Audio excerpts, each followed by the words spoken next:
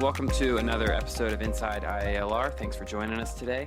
We got a fun one today. We got two of the top dogs at IALR. We got President Telly Tucker and Executive Vice President of Operations, Dr. John Hughes. Thank you guys for being here. Thank you for having us. Thank you. All right, first things first, very serious. Boneless wings or bone-in wings? Traditional bone-in wings.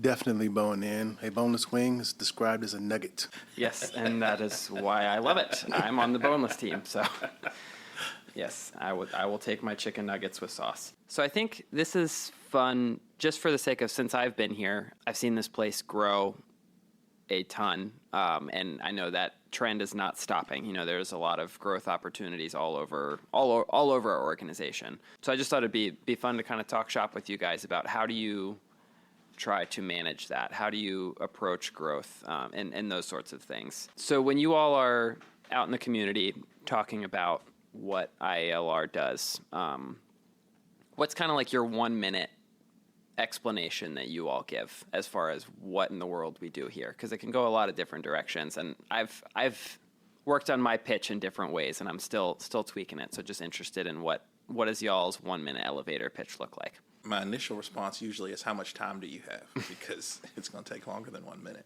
But if I'm forced to give an elevator speech, I usually talk about we transform the lives of the people that we serve in this region, and we do it through one of 5 ways. We do it through research. We do it through workforce training. We do it through educational partnerships. We do it through economic development, job growth, helping people start businesses. And then we do it through tourism, which includes the conference center. So if that was my 60 seconds, I try to explain it. And then people usually ask, well, how? How do you do it through those? And then that's when we have to get into a much deeper conversation. Right. So that's basically our mission statement. Just you subbed in the transform lives instead of the economy. Yeah. I like that. Yeah. I really do look at it from a learning perspective and an educational perspective. And so first thing I usually say is that we are a unicorn in many ways, but we look forward to having education from K through 12 all the way through adulthood, and it's really related to workforce for each division. And so that's usually a springboard for some additional information, because I say that our elevator right here in this main building only goes to the second floor, so that speech really is short. It's a good elevator, though. The glass elevator, even though it is short, it's got a nice little view. So, as I was saying in the beginning, we're growing very fast. It has been, even just since I've been here in the last 2.5 years, it's been, it seems like every couple of weeks we're adding new positions, adding new staff. I think it's about 170 people we're up to now, give or take. As of August 4th, it was 166. Okay. And I think we've added some, so you're right in the ballpark. How do you all approach managing that kind of growth? That's a very open-ended question for you all to have at it. Patience. You have to be patient. You have to ask, I think, the people that you work with, and you have to set the expectation that it's not a matter of if something's going to go unexpected. It's a matter of when and how you handle those bumps in the road, those detours, being flexible, being nimble, being willing to adjust, and giving people a little grace as we continue to grow to manage those unexpected bumps in the road. I think the good thing about, with sitting in the president's seat and understanding the people that we have, and this is something that we look for in our future candidates for employment. Do they have the right personality? Would they fit into the culture of the organization? Meaning, we are doing what we're doing to serve our community, to improve the lives of the people who live here, their families, future generations. And if we come from the place of, from the right frame of mind of I'm doing this for the right reasons, and I've got the right people in the seat, then we can work through any of the unexpected turbulence or bumps in the roads that we come into contact with. Mm-hmm. I think we have attempted to practice measured growth, right? It's been an exponential change in personnel as well as responsibility, not only internally but externally. We had orientation today, and one thing I usually say to our newest employees is that they are now officially ambassadors of IALR. And so that's a big deal when we talk about having community outreach, touches in the community, responsibility in the community.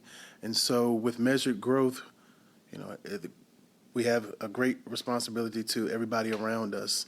And so we also have to have the ability to be nimble and to be respectful of the fact that we may make some mistakes within that growth and be able to pivot, change, correct, and make a difference toward economic transformation for our region and for our larger footprint, which is really worldwide at this point. And Telly, you mentioned the words, being nimble. You said the word being nimble. How do we balance kind of, and I mean, that goes to what you were saying too, John, of, the measured. So how do you balance that of being nimble and being able to move fast, but also being strategic and measured and thinking, more long term? How do you guys balance those two things as we're thinking about what the organization is right now versus what it should be next month, next year, next 10 years? You have to be a good listener. Many of the programs and the initiatives that are taking place on our campus have never been done before. So oftentimes there's not a playbook to follow, so to speak. When I think about what the applied research team is doing in the controlled environment agriculture space, a lot of that's really new and innovative. Similarly, what the manufacturing advancement team is doing with ATDM and ATDM and an accelerated training program, 8 hours a day on 3 shifts a week. There really isn't a playbook for that. And so in order to, I think the first thing we learn to do is to be good listeners, because we've set programs up to mirror either what industry has asked us to mirror in terms of what they're expecting out of the students who graduate, or a collection of best practices from whatever sources that we've gained information to create a program or initiative. And if we weren't willing to be, it's not that we're so smart and we have all the answers and we put together this master plan that we just, brilliantly know is going to work. We really do try to listen, and we try to be flexible so that when we get feedback, we want continuous feedback and have that loop of what are we doing well, what are, good, bad, and different. How do we pivot where we need to improve things or shed something if it's not working? Hopefully, if we need to fail fast, learn quickly, pivot, and then move in the right direction. We, as a political subdivision, have a little bit more flexibility than we would if we were a traditional unit of local, state, or federal government. So I think by the nature of the creation of the organization, our organizational structure, our governing body, our board of trustees, we have the ability to be, and they encourage us to be nimble and to continue to be responsive. And when we need to move and pivot, we do that. Well said. I was going to say that, we do listen to what our industry partners want. I think that is a mantra that I've heard Dr. Lohman say more than once in the research sector. It's not that we're out there saying we can do all of these wonderful things, although we can, but we listen to what industry wants and we try to meet that need. Telly, I've heard you describe us as we fill gaps. That's kind of a big part of what we do, and that goes exactly to what you're saying, John. That if someone needs something that we have the technical capability to pull off, we're a good candidate to jump in and pull that off. And also being aware of your limitations and capabilities as well, right? So we're not trying to do everything and be everything to everyone. We're trying to figure out what that niche is, like you said, fill those gaps and see if we can fill the need, and we'll make every opportunity to do so. Mm-hmm. We have a lot of niches. We do. What do you all see as kind of some of the biggest challenges we are facing right now, as well as challenges you anticipate us facing over the next few years? It's a really good question. Challenges we're facing right now, the labor pool is still relatively shallow in terms of just global demand for talent and workers. So finding the right people to fill the critical roles in a time where we're still expected to execute, even while we're kind of building the ship, so to speak, to use that analogy, pun intended. I think that's a challenge. It's not unique to just ILR. It's really unique to probably every hiring manager and every company out here that's in need to hire talent right now. And so I think that will continue to remain a challenge for us going forward. Long term, I think about things like sustainability of programming. Because we are piloting a lot of, brand new initiatives, oftentimes they're funded with grant or contract funding to kind of test the case and prove the model. Well, in proving that model, we often come to a crossroad where we have to look at what's the sustainability model or the business model that sustains resources and funding to continue to provide that if there's value.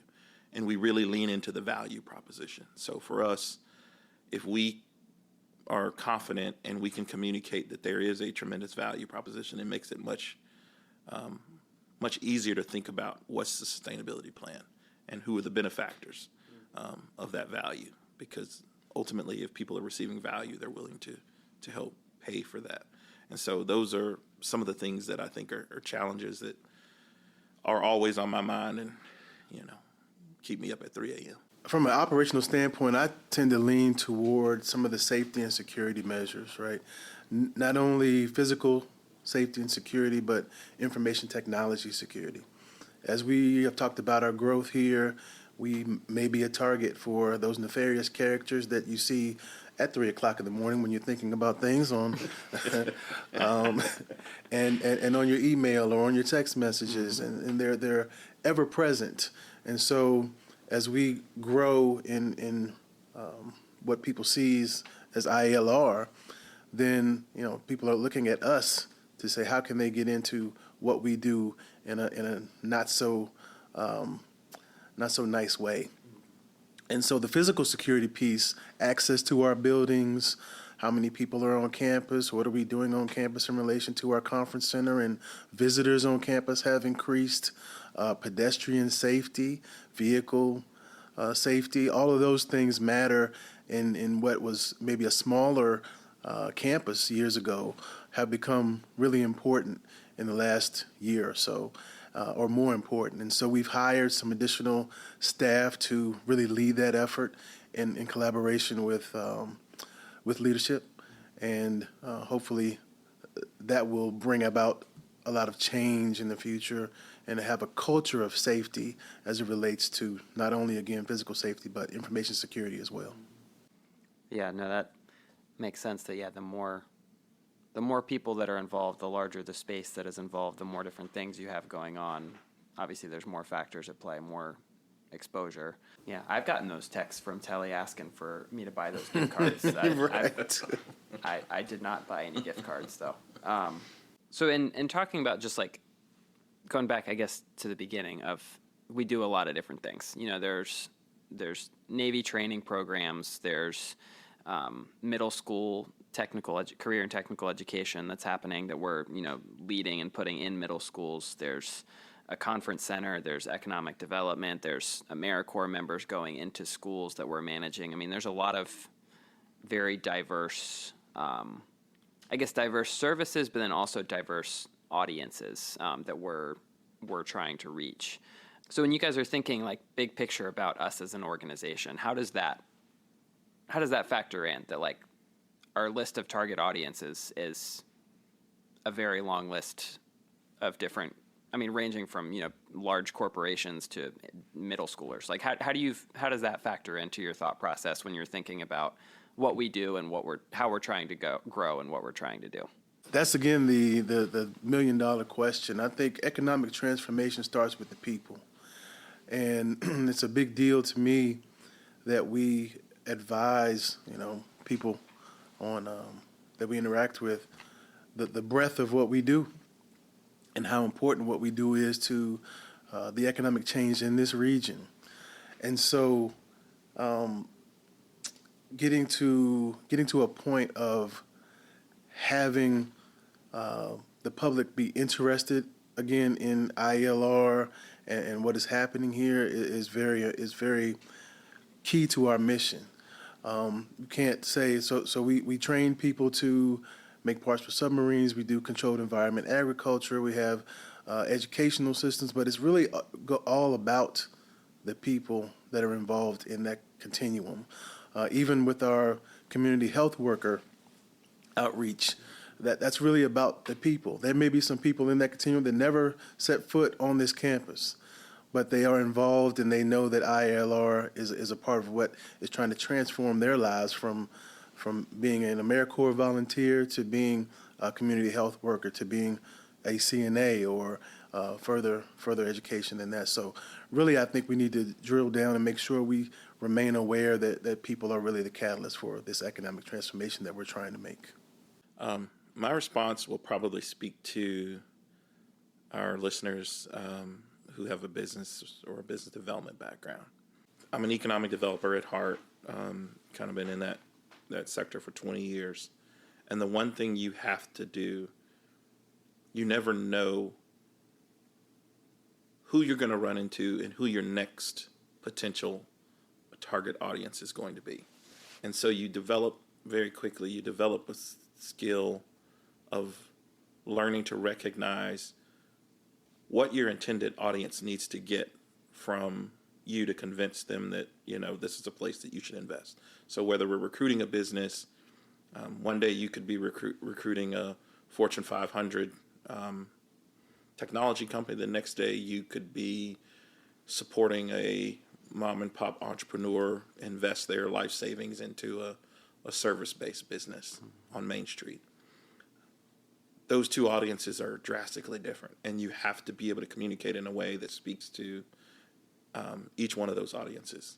And so it requires you to be able to scan and listen and understand what influences their decision making, and hopefully be able to present something about the community that you work in or the project that you're working on that speaks and resonates with them. We do a lot of whiteboarding, a lot of, I guess you would describe it as mind mapping, kind of putting things in displaying them visually, looking at Venn diagrams of all these disparate entities, these programs that we administer. What are their goals? What are their objectives? Where do they overlap? How do we find common ground between all the different things happening on this campus? And I'm a visual kinesthetic learner, so seeing it, wrestling with it, moving pieces around helps me rationalize how these things work together for the common mission of an organization. In this case, it's not. I think I wouldn't be honest if I said it's something that you master, right? It's always something that you're trying to get better at. You're trying to improve. You're trying to learn more. You're trying to understand more. And, I can't overemphasize listening skills enough because it's how we learn. And there's so many smart people in this organization, people much smarter than I, that I lean on to bring their expertise to the table. And I wouldn't be an effective leader if I didn't listen to them and, hopefully learn something from them and allow them to use that technical expertise or that institutional knowledge to be more effective. So it's a long-winded answer, but hopefully listeners can get a nugget or two out of that. John, you said earlier we were a unicorn. I'm gonna start using that line. That's a fun one. I only think of that in reference to basketball players. That's where my context is. So yeah, that seems more fun to throw it around for this. But I just wrote down when I was thinking about like what we do. So our funding is a mix of federal, state, grant, and revenue. The role that we play can be a consultant, a partner, a contract service provider, a training provider, a convener of different groups, a host, and I think that list goes on, but that's what I wrote down.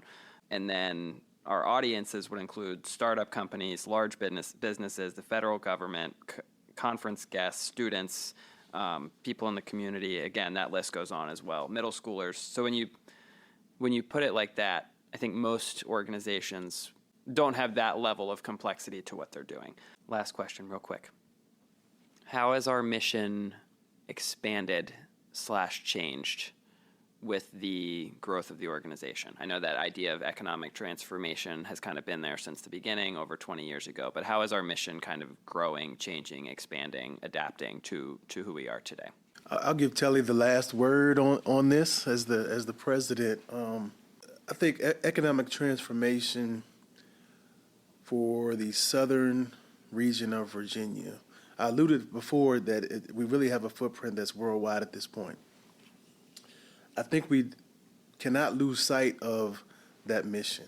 Sometimes it's hard to do, and with growth, there's a need to conceptually expand that vision, but we really have to keep the southern region of Virginia in mind as we move forward. And my thought, coming from local government, my background, coming from a place where economic transformation helped to sometimes move people out of a region as opposed to bringing people into a region, I think we have a responsibility as good stewards of not only sustainability, the environment, but also of our base here in the southern region of Virginia and our initial footprint to say IALR is still here for you. We provide training for the region. We provide economic support, and that those funds, those people that still live here, work here in our region, they matter. So there is a school of thought to say, yes, our mission does expand into other parts of Virginia and even the world, but we really still have to keep a focus on the southern region of Virginia to see that it does not revert to the way it was, 30 years ago or so, because there was a booming industry here, and they did have a lot going on in this region. But one of the things that birthed IALR was an economic downturn.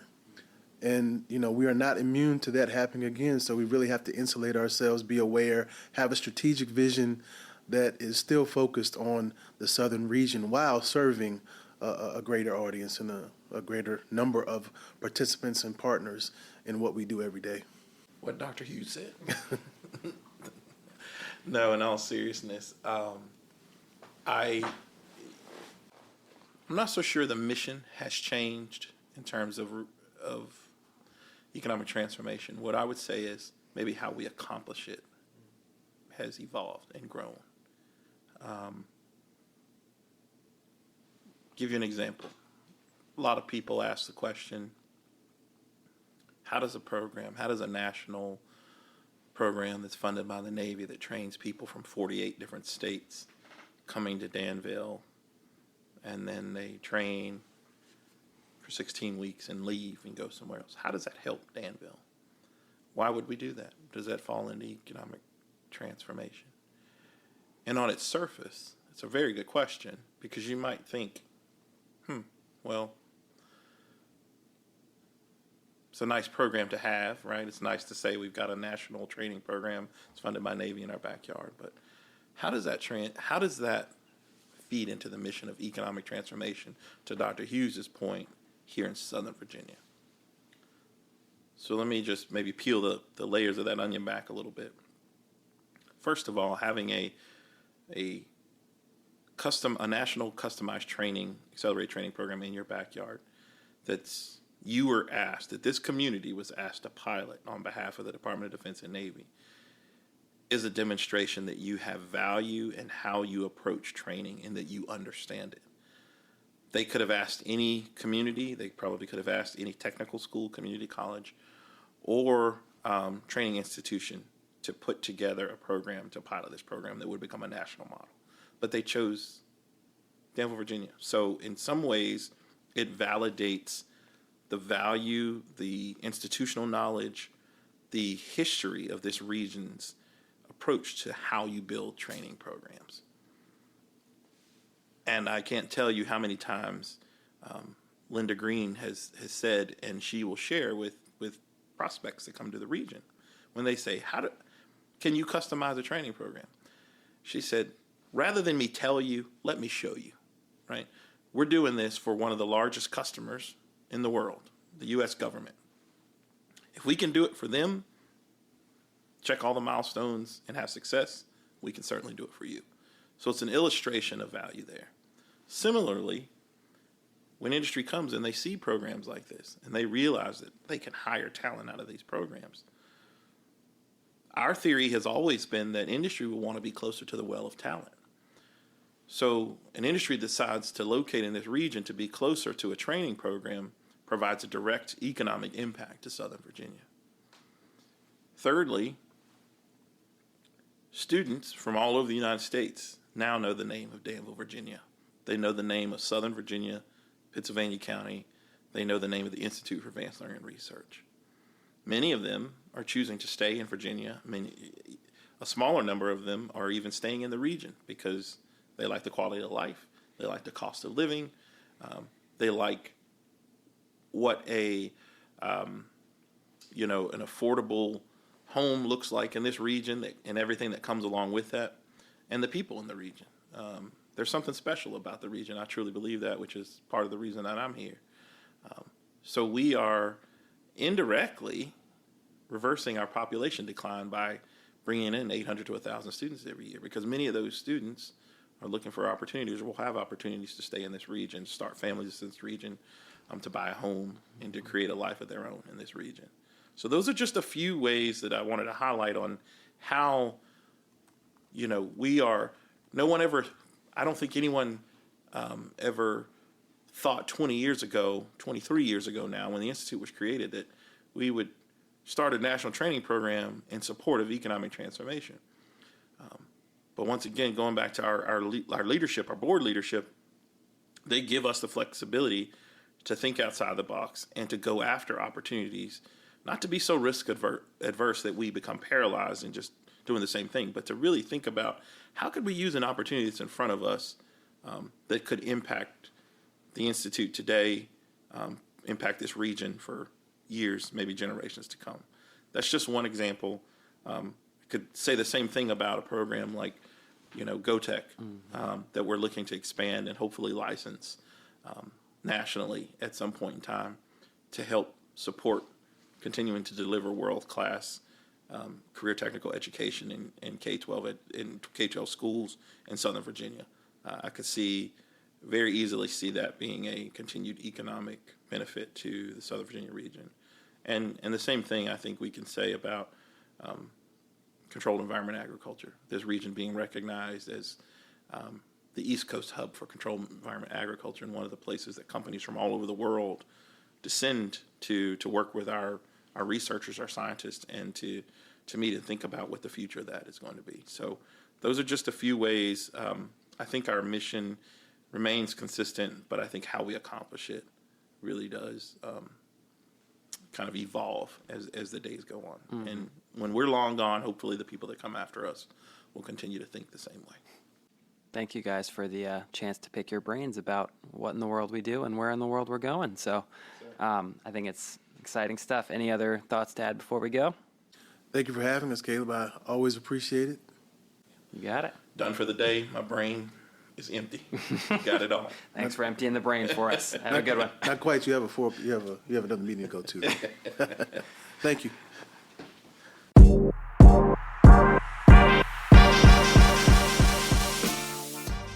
Megabytes IALR's on-site cafe features everyday favorites, convenient ordering options, and an eager staff ready to welcome and serve you. Our enticing menus offer something for everyone, from a fresh, well-stocked salad bar, wraps, sandwiches, and our rotating hot buffet offered on Tuesday, Wednesday, and Thursday. Megabytes is open Monday through Friday from 9:15 a.m. until 1:30 p.m. To view menus and for more information, visit ilr.org/megabytes.